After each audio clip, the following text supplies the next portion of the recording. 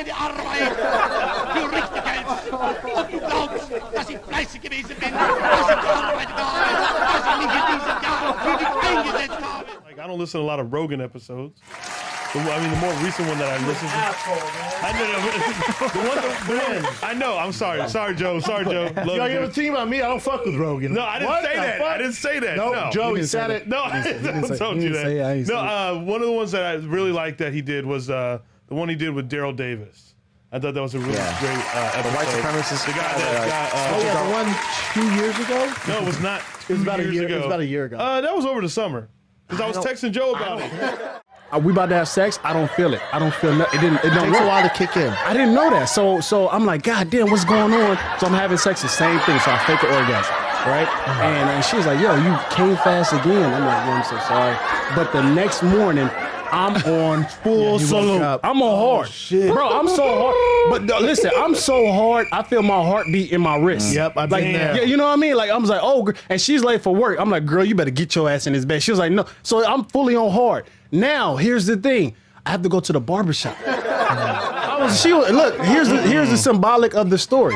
Later on the night, yeah, exactly. Symbolic of the story. I'll follow you. Follow that. Okay, look. So we're going to try. We're going to try. Okay, here's the thing. Go ahead. So after I get lit up, I'm talking about they lit me up in the barbershop. I get my hair cut. And black people roast you. I turned religious. I was sad. I was like, hey, bro, thou should not judge. Your soul is crushed. I told them thou should not judge. They was like, look, get the fuck out of here. Food's Going Wild is my page. It's nice. I stay on World Star. Verify them. World Star and Barstool. All right, next one. So this is unfortunate, but do you remember? I think it was like a year or two ago. There was somebody putting like needles into strawberries at the grocery stores. It's happening again. Some guy got arrested because he started to put razor blades into pizza dough. He works out of a factory in Maine, and that's where they found the pizza dough with razor blades. But he tried to leave, and he escaped to New Hampshire. They ended up arresting him. Isn't that crazy? Wow. Like, why would anyone want to do This makes me this? sick. Sorry to interrupt. Scroll up, Chin, right there. Dunkin' Donuts employee arrested after cop finds large, thick piece of mucus in his coffee. Mucus. I hate stuff like that. That'd be a loogie. Yeah. So it's that's a spit in loogie. his fucking coffee. In a cop's coffee? But also, Bro, that's a rear naked choke. What? it might be something else. Oh, you think he does in his coffee? It could be. Not enough time. For coffee? Depending on who it Coffee's is, pretty maybe. quick.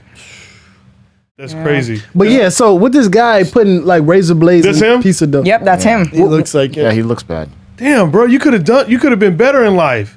If you just would have had some self-help books. I was gonna say, That's what I'm you saying. sent him a few books. I sent him a few books to help him out, you know? Hopefully you recover. Hopefully you recover, man. But what?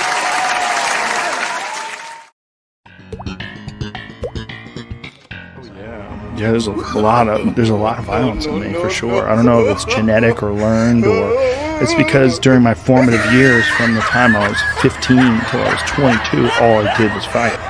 That was all I did. It was all I did. All I did was train and compete. That's all I did. It was my whole life. Is it connected to,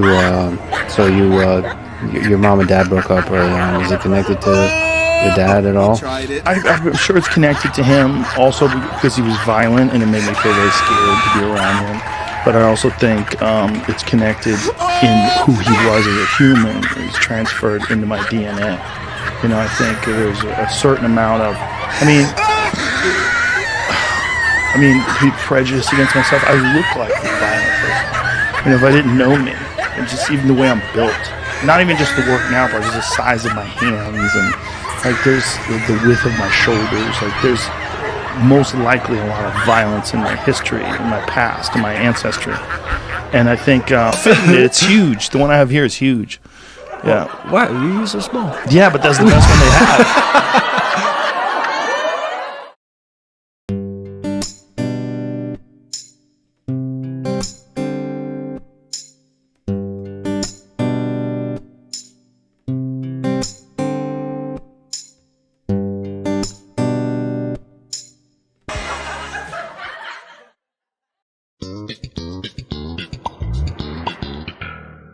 Abuse, aggression, around the clock, 24 hours a day. You're in a SEAL platoon. Like that's life. Yeah.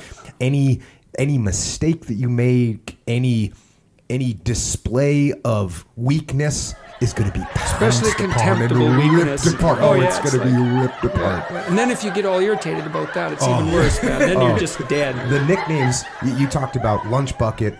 Your nickname was Howdy Howdy Doody. Howdy Doody, and then it got shortened to Howdy, which was and it's not just to me it proves if you've got someone that can take it, right? It's not just that they can take some random joking insults, like they can take it. They can take it. Yeah, that's what you're testing for. It's like, can you take it? Lunch Bucket couldn't, right? Because people would laugh at his lunch bucket and he'd get all upset. It's like, well, you have a stupid lunch bucket. It's like, your mom packed it. How about it? You laugh at yourself. Yeah, my mom packed this. I know it's kind of stupid. That would have been the end of it. He would have just had to say, fine, you got your stupid lunch bucket. But no, he couldn't handle that. So yeah, it was horrible and comical to watch at the same time because the level of, and people have written me about that and they said, oh, poor lunch bucket. It's like, because they're all compassionate. I think, no, not poor lunch bucket. It's like, clue the hell in, buddy. You had your chance. That was a desirable job that way. And they weren't easy to come by, those jobs. And so the fact that he got hired onto that crew was a real opportunity for him. You could make a pile of money in the summer at working on the rail crew. And all you had to do was take some ribbing with good grace, not suck up to the management too badly, and not have other people do your job. That was all. That was all you had to do. But he couldn't do that, and so he got run off. And it was like, grow the hell up, buddy. These guys, when 100 people are teasing you, then probably they're not wrong.